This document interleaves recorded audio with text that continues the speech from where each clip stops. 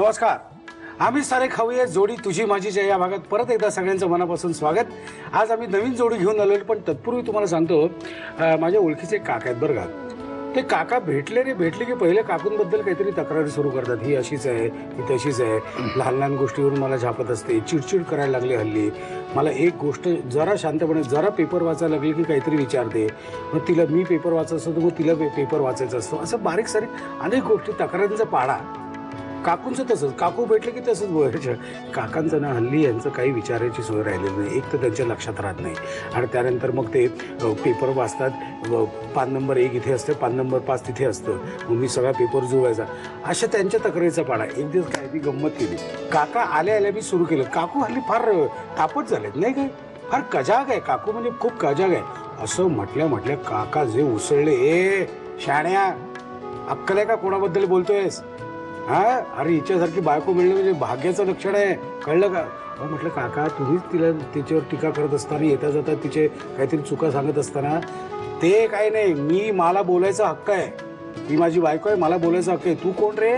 साधी मिशीने अजून फुटली, अक्कल नाही सुचली अजून तुला, आणि टाण टाण टाण टाण टाण टाण बोलतो. काय समजतं काय स्वतःला? इत्यादी इत्यादी. मी आपलं खाली मान घालून गरीब गाईसारखा, गरीब बैलासारखा मान खाली घालून उभा होतो. नंतर थोडं ती शांत झाले आणि मग मला कळलं की सहजीवनातला आनंद काय, त्यातली मजा काय आणि त्यातली गोम काय आहे, एकमेकांना धरून का राहू शकतात ही मंडळी, हे मला कळलं.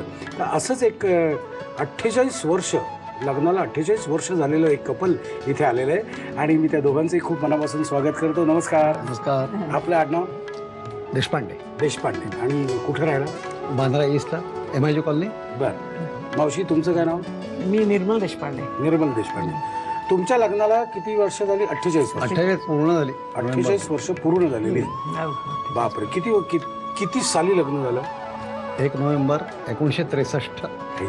लक्षात कधी विसरत का लग्नाचा वाढदिवस? लग्नाचा वाढदिवस विसरत नाही, पण माझा वाढदिवस विसरत एकदाच. आणि तेव्हा जी अद्दल घडली आयुष्यभर लक्षात राहील. त्या अद्दलीमुळे परत विसरलोच नाही करत. काय झालं होतं ते? कशामुळे तुम्ही विसरत? कशामुळे तो? नाही, काहीतरी मी एरवी विसरलोच आहे तसं. हा, बराचसा विसरायला त्याला बराच त्रास झाला. नाही, पण पेशंटचं विसरत नाही ना ते. अच्छा, पेशंटचं काय ते प्रोफेशन आहे ना.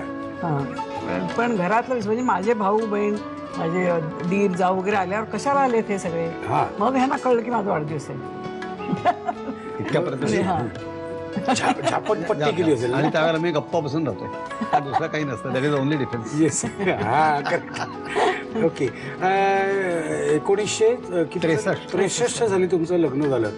त्यावेळी सोन्याचा भाव काय होता? सोन्याचा भाव आता असला तर याला माहिती आहे. नाही, त्यावेळी काय झालं, सोन्याचा भाव कमी होता, पण सुवर्ण नियंत्रण आलं होतं. बरं. त्यावेळी सोनं दागिने करत नव्हते. आणि माझे सासरे म्हणाले नाही, मग असं काय करायचं नाही, कायद्याप्रमाणे करायचं, दागिने करायचे नाही. मग मी बेळगावला जाऊन केले. तिने. तर मला आवडतं, म्हणजे दागिने बाईला आवडतात. डेफिनेटली दागिने आणि साड्या खूप वीक पॉइंट आहे. म्हणून मी बेळगावला जाऊन केले. बेळगावला काय होता भाव त्यावेळी? त्यावेळी काहीतरी असे 350-400 असं होतं. खूप कमी होता. बरं, मला सांगा, तुमचं लग्न अरेंज होतं का लव्ह मॅरेज होतं? Love marriage. काय सांगताय का? 1963 झाली लव्ह मॅरेज? हो. कसं काय जमलं ते? काय झालं, मी जुळलं कसं? नाही सांगतो ना.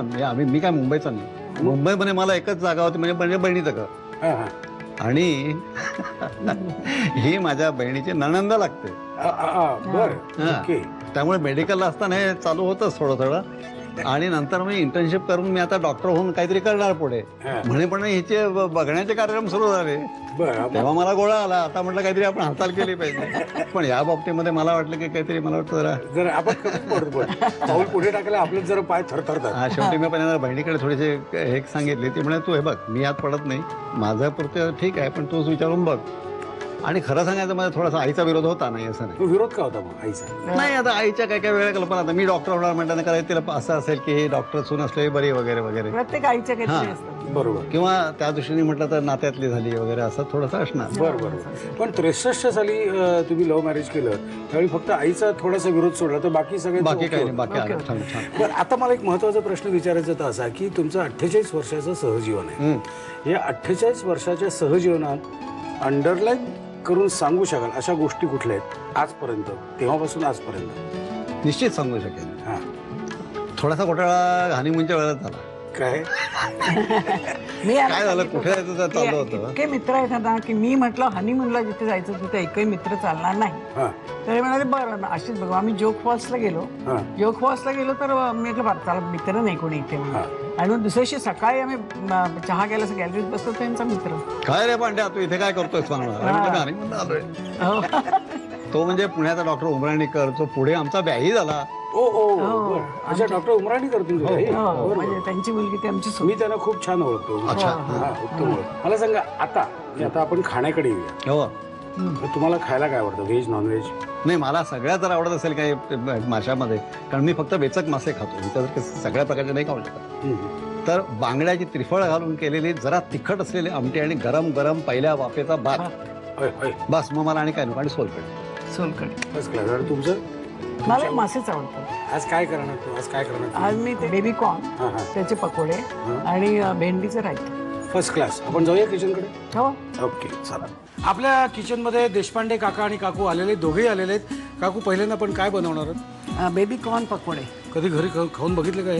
खाऊन बघितलेले काय धोका नाही आहे ना काही? नाही, म्हणून मला विचारलं करू का, तर मला कर धोका काही नाही. बरं तुम्ही काय काय केलं हो आजपर्यंत मला सांगा स्वयंपाकघरात? काही नाही, आज मी जास्त वेळ इथेच स्वयंपाकघरात घालवला, कधी स्वयंपाकघरात नाही. 48 वर्षातला हा पहिला कधी दिवस नाही. आहे 48 या निमित्ताने किचन मध्ये आलो. हो, नाही, एक मात्र सांगतो, सकाळी उठून चहा मी करतो. किचन मध्ये पहिला दिसणारी व्यक्ती मी आहे. घरात कायम चहा पहिल्यांदा मी करतो. हे किती वर्ष? 48 वर्ष. अहो काय सांगताय काय? ओके, मला साहित्य सांगता काय काय आहे? हे बेबी कॉर्न आहे. हा हे डाळीचं पीठ, कॉर्नफ्लेक्स, कॉर्नफ्लॉवर, नंतर हे आलं लसणाची पेस्ट, हे दही, हे मिरचीचा ठेचा आणि मीठ.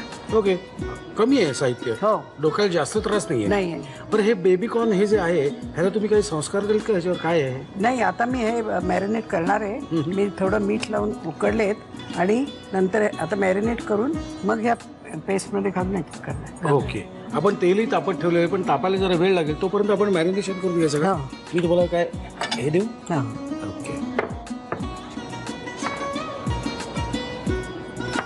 तर आपलं तुम्हाला आता डॉक्टरच म्हणून तुम्हाला असं विचारावं वाटतं की म्हणजे ॲज ए पेशंट नाही पण ॲज अ कॉमन मॅन म्हणून मला असं उत्सुकता आहे की बऱ्याच ठिकाणी असं वाचनात येतं की रात्री दही खाऊ नये. ते खरं आहे का? दिवसात तुम्ही दिवसभर किती दही खाल्लं तरी हरकत नाही, रात्री तुम्ही ताक प्या. दही आणि ताकामध्ये फरक काहीच नाही, फक्त एकच आहे की अर्धी वाटी जर तुम्ही दही म्हटलं तर त्याचं ताक भरपूर होतं. आणि झोपायच्या वेळेला जरा फिलिंगचं एक जर माणसाला असं वाटलं की माझं पोट जरा भरलंय तर त्याला जरा शांत वाटतं आणि मग तो झोपतो. पण दही आणि ताकामध्ये एरवी काहीही फरक नाही. म्हणजे रात्री दही खायला काहीच हरकत नाही, बिंदास खा. आपल्या कानावर बऱ्याच गोष्टी पडतात, विचारतो बाकी काही. आता हे मी मॅरिनेट केलंय. आमचं मॅरिनेशन झालेलं आहे. मॅरिनेशन मध्ये आपण काय काय टाकलेलं आहे? बेबी कॉर्न आणि बेबी कॉर्नला हे आलं लसणाची पेस्ट, मिरची आणि मीठ. ओके, हे आता आपलं तयार झालं मॅरिनेशन. आता काय करायचं मला सांगा? आता पेस्ट करायची. त्याची पेस्ट करायची. मी तुम्हाला देऊ बाऊल? हां. आता 2 चमचे त्याचं चण्याचं पीठ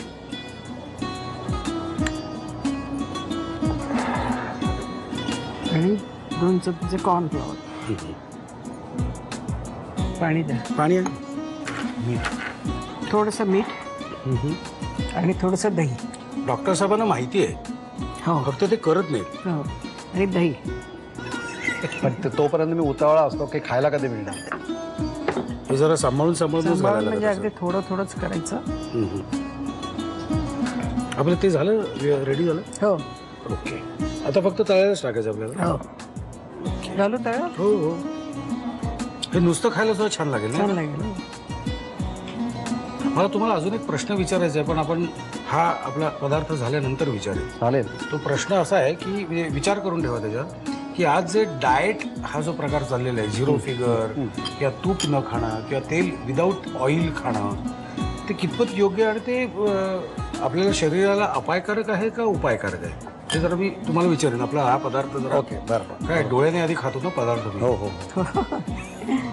ओके, हे आपण कशाबरोबर खाऊ शकतो मावशी?